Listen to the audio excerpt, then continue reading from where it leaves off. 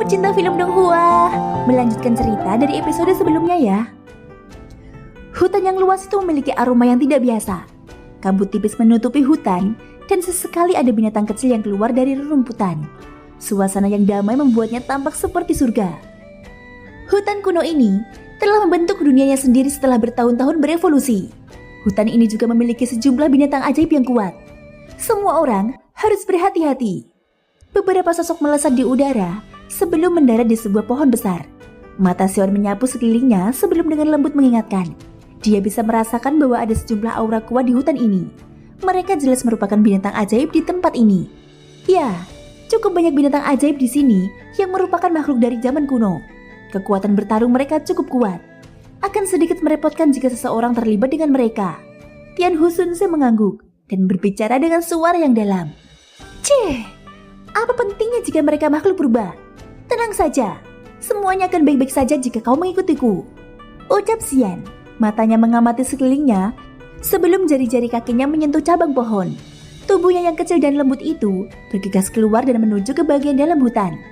Ayo kita ikuti gadis ini. Akan lebih aman jika mengikutinya di tempat ini. Xiaoyan tersenyum ke arah semua orang sebelum memimpin untuk mengikuti Xian. Hutan kuno ini cukup besar. Bahkan dengan kecepatan kelompok Xiaoyan, mereka masih tidak dapat melihat tepi hutan meskipun telah berjalan selama lebih dari 10 menit. Dari sini, orang dapat mengetahui seberapa luas sisa-sisa yang ditinggalkan oleh Daosong dari zaman kuno ini. Kelompok Xiaoyan merasakan banyak aura kuat di sepanjang jalan. Bahkan ada beberapa kali ketika ada beberapa binatang ajaib berukuran besar yang tampak ganas lewat di depan mereka. Namun mungkin itu karena Xian adalah naga void kuno. Naga yang samar-samar hadir itu mungkin menyebabkan binatang ajaib ini menghindari melangkah maju dan mengganggu kelompok mereka. Hal ini menyebabkan kelompok Xiaoyan melakukan perjalanan dengan lancar. Beberapa sosok manusia bergegas melewati hutan sebelum Xiaoyan menghentikan langkahnya. Dia menoleh ke arah utara dan mengerun kening. Ada apa? Dokter peri kecil buru-buru bertanya setelah melihat ini. Orang lain sudah masuk. Selain itu, jumlah mereka cukup banyak. Kata Xiaoyan. Sepertinya mereka juga menemukan pintu batu itu. Dokter peri kecil mengernyitkan alisnya dan berkata, tidak, mereka dari arah lain. Sepertinya ada lebih banyak jalan masuk ke hutan kuno ini selain dari yang diambil orang itu. Xiaoyan menggelengkan kepalanya tanpa daya. Dia segera melanjutkan, sepertinya kita harus lebih cepat. Saya merasakannya. Perkataan Xiaoyan baru saja terdengar ketika kegembiraan tiba-tiba muncul di wajah Xian yang ada di depan. Buah bayi jiwa. Hati Xiaoyan menegang saat dia bertanya dengan tergesa-gesa. Ya, itu bukan kesalahan. Aku lebih mengenalmu daripada aroma harta karun alam semacam ini. Xian mengangguk. Dia tidak ragu saat dia menekan jari kakinya di cabang pohon dan dengan cepat menyerbu keluar. Kelompok Xiaoyan buru-buru mengikutinya dari belakang. Suara angin kencang terus terdengar di dalam hutan. Karena takut diikuti, kelompok Xiaoyan mempercepat langkah mereka. Kelompok mereka bergerak acak di belakang Xian. Baru setelah 10 menit, Xian yang berada di depan akhirnya mendaratkan tubuhnya dengan lembut di depan sebuah pohon besar. Matanya menatap tajam ke arah depan. Xiaoyan juga mendarat dengan cepat. Matanya mengikuti tatapan Xian dan menyapu tempat itu. Setelah itu tempat itu menjadi sunyi. Kegembiraan liar yang sulit disembunyikan muncul di wajahnya. Benda yang muncul di depan kelompok Xiaoyan adalah sebuah danau yang luasnya 100 kaki. Air danau di dalamnya sangat jernih. Namun orang tidak dapat melihat dasarnya sekilas. Bagian tengah danau adalah sebidang tanah kecil yang mengambang. Itu seperti sebuah danau pulau kecil di tengah danau. Di pulau itu ada sebuah pohon kecil yang sangat aneh. Pohon kecil itu berwarna keabu-abuan keperakan. Cabang-cabangnya saling terkait seperti tanaman merambat. Cabang-cabang pohon ini akan membentuk lengkungan aneh dimanapun ia tumbuh. Jika dilihat dari jauh, orang akan menemukan bahwa bentuk tanaman ini sangat mirip dengan wanita hamil dengan rahim yang menggembung. Ada cahaya keemasan yang meluap dari bagian dalam perut yang terbentuk oleh banyak cabang. Itu memang pohon iblis bayi jiwa. Xiaoyan menghela nafas lega saat melihat tanaman berbentuk aneh ini dan berbicara dengan gembira. Apa yang kamu tunggu sekarang? Setelah kamu menemukannya, pergi dan dapatkan itu. Xiongzhan membuka mulutnya dan tertawa. Tunggu, semua benda spiritual alami pasti memiliki binatang ajaib pelindung. Buah bayi jiwa ini adalah harta karun unik yang memurnikan jiwa. Buah ini juga memiliki efek hebat terhadap beberapa binatang ajaib. Bagaimana mungkin buah ini tidak memiliki binatang pelindung? Ucap Xian sambil menggelengkan kepalanya. Setelah itu pandangannya tertuju pada danau. Tangan kecilnya terkepal dan dia melayangkan pukulan. Angin yang menakutkan menghantam permukaan danau dengan keras dan menciptakan lubang yang sangat besar. Bang! Pukulan ini baru saja dilontarkan ketika permukaan danau yang tenang tiba-tiba membentuk gelombang yang dahsyat. Seketika kelompok Xiaoyan menemukan bahwa ada bayangan besar yang dengan cepat muncul dari dalam danau. Akhirnya, terdengar suara percikan dan bayangan itu keluar dari air. Matanya yang besar mengandung kilatan yang tajam saat menyapu ke seluruh tempat. Itu sebenarnya adalah naga setengah pencapai surga. Itu sudah punah di dunia luar. Xian tanpa sadar terkejut ketika dia melihat binatang ajaib besar yang keluar dari air. Kelompok Xiaoyan juga melihat makhluk besar yang keluar dari air. Makhluk ini bertubuh ular. Tubuhnya yang panjang ditutupi sisik hijau.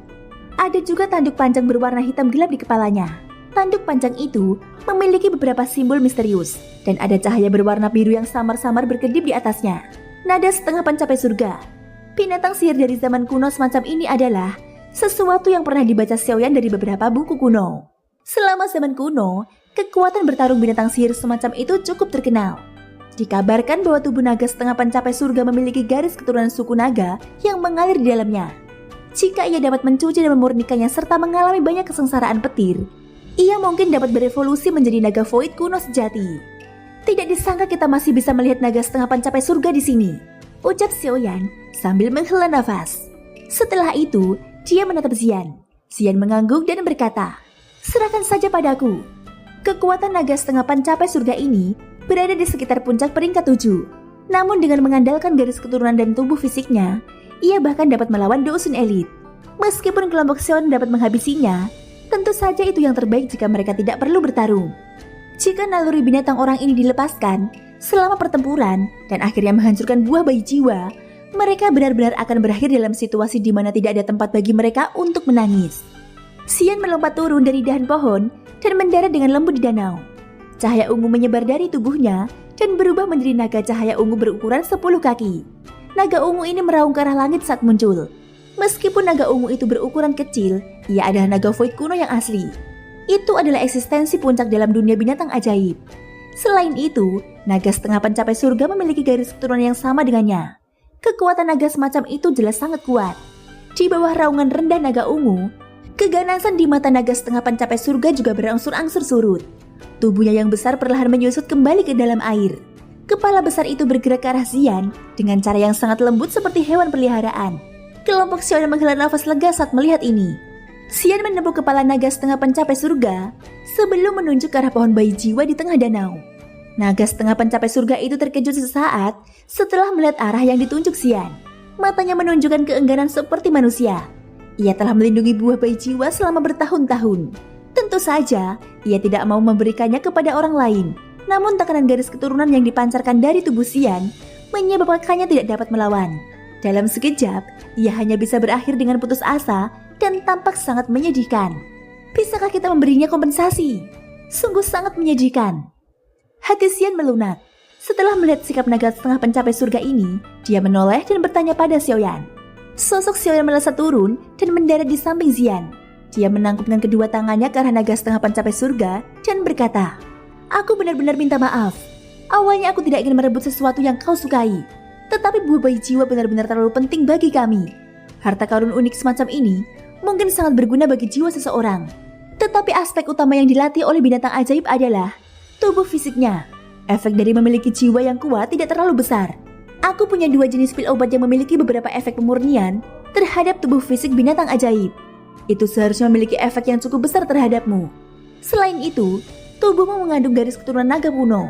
Ada cukup banyak kesulitan untuk berubah menjadi bentuk manusia. Ada juga rumput transformasi tubuh yang matang," kata Xiaoyan. Mata naga setengah pencapai surga langsung berbinar saat mendengar kata-kata rumput transformasi tubuh. Baru kemudian ia menganggukkan kepalanya yang besar. Xiaoyan menghela nafas lega dalam hatinya saat melihat ini. Ia buru-buru mengeluarkan pil obat dan kotak giok.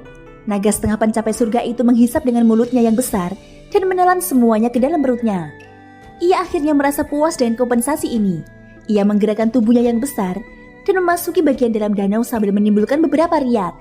Setelah dengan lembut menyingkirkan makhluk besar ini, Xiaoyan melambaikan tangannya ke arah Xian di samping. Tubuhnya kemudian bergerak dan dia muncul di pulau di tengah danau. Baru ketika ia berdiri di samping pohon iblis bayi jiwa, Xiaoyan menyadari bahwa 2 buah emas seukuran kepalan tangan Tergantung di dalam perut wanita hamil itu seperti cabang-cabang pohon. Buah-buah itu tampak seperti bayi manusia yang hidup. Aroma samar-samar tercium darinya, menyebabkan jiwa di antara alis Xiaoyan sedikit gemetar tanpa sadar. Cepat bawa benda itu pergi. Suara raungan binatang buah sihir di dalam hutan ini semakin keras. Sepertinya banyak orang yang menerobos masuk. Kelompok dokter peri kecil juga bergegas ke pulau di tengah dan mendesak. Xiaoyan mengangguk. Dia memotong cabang pohon iblis bayi jiwa yang tebal sebelum dengan cepat membuat kotak kayu yang agak kasar. Buah bayi jiwa ini sangat misterius. Buah ini tidak dapat disimpan menggunakan bahan lain. Jika tidak, buah ini akan menguap secara bertahap. Satu-satunya hal yang dapat menampungnya adalah cabang pohon iblis. Setelah berhasil membuat kotak kayu, Xiaoyan dengan hati-hati memotong banyak cabang. Setelah itu ia memotong 2 cabang pohon yang menyimpan buah bayi jiwa dan dengan hati-hati meletakkannya ke dalam kotak kayu. Ia membalikan tangannya dan menyimpannya ke dalam cincin penyimpanannya. Kami akhirnya mendapatkan buah bayi jiwa, kata Xiaoyan.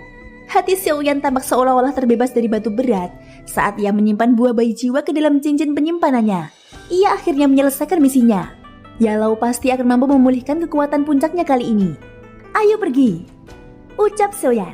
Xiaoyan berencana untuk segera pergi setelah menyimpan buah bayi jiwa ketika dia menyadari bahwa Xian di sampingnya sedang menatap bagian hutan yang lebih dalam dengan tatapan terkejut. Dia menjadi tercengang saat bertanya, "Ada apa?" tanya Xiaoyan. "Ada sesuatu yang memanggilku." Kelompok Xiaoyan terkejut setelah mendengar kata-kata Xian. Mereka mengikuti arah matanya dan melihat ke arah tempat yang sedang ditatapnya. Namun yang bisa mereka lihat hanyalah hutan tak berujung. Tidak ada sedikit pun tanda aneh di tempat itu. Xiaoyan menunjukkan ekspresi berpikir yang mendalam. Tidak mungkin bagi Xian untuk tiba-tiba memiliki perasaan seperti itu. Dokter peri kecil menatap Xiaoyan dan berkata, "Apa yang harus kita lakukan?" Suara raungan binatang ajaib di dalam hutan kuno ini semakin dekat satu sama lain. Tampaknya cukup banyak ahli yang tertarik ke tempat ini, ucap dokter peri kecil. Xiaoyan sedikit mengernyit. Ia melirik Xian yang matanya terus menatap bagian dalam hutan. Sesaat kemudian, ia akhirnya mengangguk dengan keras dan berbicara dengan suara yang dalam. "Ayo kita pergi dan melihat-lihat. Karena kita telah memasuki gunung harta karun, tentu saja kita harus menyaksikan harta karun yang sebenarnya. Para pencari harta karun lainnya tidak memiliki daya tangkal seperti kekuatan naga. Tidak mudah bagi mereka untuk berhasil masuk. Kita masih punya cukup waktu," ucap Xiaoyan. Senyum mengembang di wajah mungil Xian yang terus-menerus menatap setelah melihat Xiaoyan menganggukkan kepalanya. Jari kakinya menekan tanah dan tubuhnya memimpin untuk bergegas ke bagian dalam hutan. Kelompok Xiaoyan bergegas mengikuti setelah melihat ini. Aura binatang ajaib di hutan di belakang danau itu tidak diragukan lagi lebih ganas daripada yang ada di luar. Bahkan ada beberapa aura yang menyebabkan kelompok Xiaoyan menampakkan ekspresi serius. Beruntung ada kekuatan naga Xian sebagai pencegah. Meskipun aura-aura itu juga merasakan kelompok Xiaoyan, jelas bahwa mereka perlahan-lahan mundur setelah ragu-ragu. Dalam ingatan mereka, para pemilik kekuatan naga semacam ini semuanya adalah makhluk yang sangat merepotkan. Sebaiknya hindari memprovokasi mereka jika bisa. Tentu saja, binatang buas yang telah berada di dalam hutan kuno ini untuk waktu yang tidak diketahui, gagal merasakan bahwa pemilik naga ini mungkin hanyalah seorang naga void kuno yang masih anak-anak. Meskipun demikian, kelompok Xiaoyan beruntung karena tidak menemui banyak rintangan di wilayah hutan yang dalam ini. Tempat bahaya mengintai di mana-mana. Oleh karena itu, setelah berjalan melalui selama hampir 10 menit, kecepatan kelompok mereka perlahan berkurang. Dokter peri kecil tiba-tiba merasakan sesuatu ketika mereka melangkah ke suatu wilayah dan berkata, "Aura di sekitarnya telah sepenuhnya menghilang." Ekspresi Xiaoyan sedikit berubah setelah mendengar ini. Setelah merasakan tempat itu sebentar, dia benar-benar menemukan bahwa aura mengerikan yang dia rasakan sebelumnya sebenarnya telah sepenuhnya menghilang. Apa yang terjadi? Tia Huzunse juga mengerang-kening. Ekspresi waspada juga muncul di wajahnya. Jika seseorang ceroboh di tempat ini, kemungkinan besar dia hanya akan selamanya tinggal di tempat ini sebagai pupuk untuk obatnya. Tidak perlu khawatir, tempat ini sudah menjadi pusat hutan kuno, Xian berkata dengan lembut. Matanya terfokus pada suatu tempat di kejauhan. Tempat itu adalah tanah datar. Tidak ada yang aneh di rerumputan hijau yang subur itu. Hal ini membuat kelompok Xiaoyan sedikit bertanya-tanya, apakah ini tempat yang memanggil Xian? Xian melayang turun dari dahan pohon dan perlahan melangkah lebih dari selusin langkah di tanah. Setelah itu, wajah mungilnya tampak serius saat ia mengulurkan tangan kecilnya.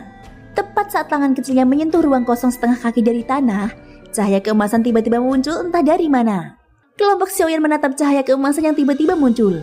Sedikit keterkejutan melintas di mata mereka. Cahaya keemasan ini berubah menjadi bentuk mangkuk terbalik. Meskipun cahaya keemasan itu menyilaukan, cahaya itu tertutup oleh banyak pohon yang tersusun rapat. Jika tidak ada yang dekat, mustahil untuk menemukannya. Apa ini? Kelompok Xiaoyan juga melintas dan muncul di samping Xian. Mereka melihat penghalang cahaya keemasan di depan dan ekspresi serius menutupi mata mereka. Mereka bisa merasakan semacam tekanan dari penghalang cahaya keemasan misterius ini. Tekanan semacam ini membuat mereka mengerti bahwa bahkan jika mereka semua bergandengan tangan, kemungkinan besar mereka tidak akan mampu menembus penghalang cahaya keemasan yang aneh ini. Ini adalah penghalang spiritual binatang. Hanya binatang ajaib yang dengan kekuatan yang sangat besar saat masih hidup yang dapat membentuk penghalang roh binatang seperti itu dan hanya dapat melakukannya saat akan mati. Ucap Xian tangan kecilnya dengan lembut mengusap penghalang cahaya itu. Semacam kesedihan samar terlihat di wajahnya. Xiaoyan terdiam.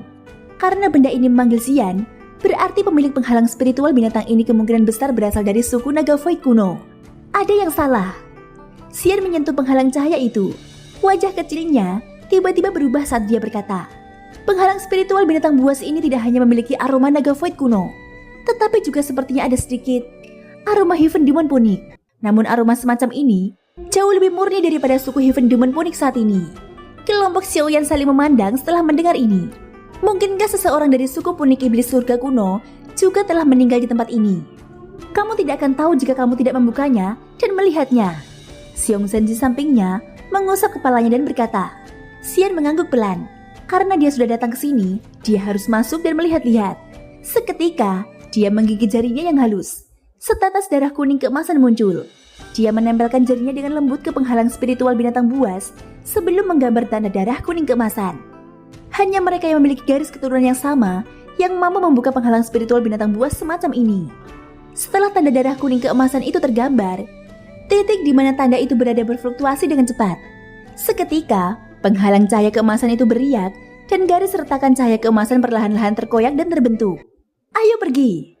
Xian melambaikan tangannya sesaat melihat ini. Kelompok Xiaoyan merasa terpesona saat mereka melangkah ke penghalang spiritual binatang buas. Hutan hijau yang rimbun menghilang hampir seketika. Dataran tandus menggantikannya. Dataran ini cukup luas.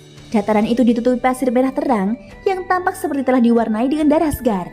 Kadang-kadang ada sedikit debu, batu berwarna putih pucat di tengah warna merah terang itu. Ketika mereka melihat ke kejauhan, semua orang menemukan bahwa ada altar batu kuno berukuran 1000 kaki yang terletak di tengah dataran itu. Tekanan samar-samar yang ada meresap dari altar itu menyebabkan Daoqi di dalam tubuh kelompok Xiaoyan menjadi lamban. Tekanan yang sangat menakutkan. Kelompok Xiaoyan saling bertukar pandang. Tatapan Xian langsung tertuju pada altar batu besar itu saat dia memasuki tempat ini. Dia merenung sejenak sebelum jari-jari kakinya menekan tanah dengan lembut. Setelah itu dia terbang menuju altar. Dari sikapnya, sepertinya dia tidak terpengaruh oleh tekanan semacam ini. Kelompok Xiaoyan segera mengikuti ketika mereka melihat aksi Xian. Sesaat kemudian, kelompok Xiaoyan berdiri di tengah altar. Dari tempat ini, mereka bisa melihat tangga batu hijau yang memanjang sampai ke ujung. Mata Xian terkejut saat melihat ujung tangga batu. Perasaan memanggil itu tampaknya semakin kuat. Apa? Xian melesat cepat menaiki tangga batu, secepat kilat sebelum muncul di ujung altar. Kelompok Xiaoyan mengikutinya dari dekat. Ketika mereka tiba di depan altar, mereka akhirnya melihat wajah Xian yang sangat terkejut. Pada saat ini, sebuah bibit pohon kecil mulai tumbuh dari dalam panggung batu. Ketika bibit itu hanya setebal ibu jari, tetapi berkelok-kelok seperti naga besar. Di puncak bibit pohon kecil ini tergantung sebuah buah. Buah ini seukuran telapak tangan, warnanya keemasan dan ungu. Jika diperhatikan dengan seksama, bagian yang berwarna keemasan itu meliuk-liuk, tampak seperti versi naga dewa kuno yang mengecil. Bagian ungu yang lainnya menarik-narik dengan sayap terbuka. Seekor burung punik. Benar sekali, itu memang seekor Heaven Demon Punik. Meskipun ini sedikit berbeda dari gambar yang dilihat Xiaoyan, bentuk keseluruhannya masih dapat dikenali oleh Xiaoyan. Buah yang terbentuk dari naga void kuno dan punik iblis surga. Kelompok Xiaoyan saling melirik setelah melihat buah yang sangat misterius ini. Mereka semua tercengang, bahkan dengan kemampuan Xiaoyan untuk mengenali obat, dia belum pernah mendengar bahwa sebenarnya ada harta karun yang begitu unik di dunia ini. Sepertinya, tekanan itu dipancarkan dari dalam buah itu. Ucap dokter peri kecil, suaranya juga mengandung ketidakpercayaan. Hati Xiaoyan juga bergetar saat mendengar ini. Ini adalah buah asal naga punik. Hanya ada di dalam beberapa buku kuno, suku naga kuno. Burung punik itu juga bukan punik iblis surga. Sebaliknya, itu adalah leluhur mereka, punik surga kuno. Jenis buah ini membutuhkan penyerapan kekuatan hidup dari naga void kuno dan poni surga kuno untuk mendapatkan peluang 10% untuk dilahirkan. Bahkan dalam catatan naga void kuno, buah asal naga ponik ini hanya muncul 5 kali. Ini adalah ke-6 kalinya, ucap Soyan. Mata Xian terkejut saat dia melihat buah asal naga ponik yang benar-benar hanya ada dalam legenda. Sesaat kemudian, dia tiba-tiba menoleh. Seekor naga void kuno dan seekor ponik surga kuno benar-benar mati bersamaan di tempat ini.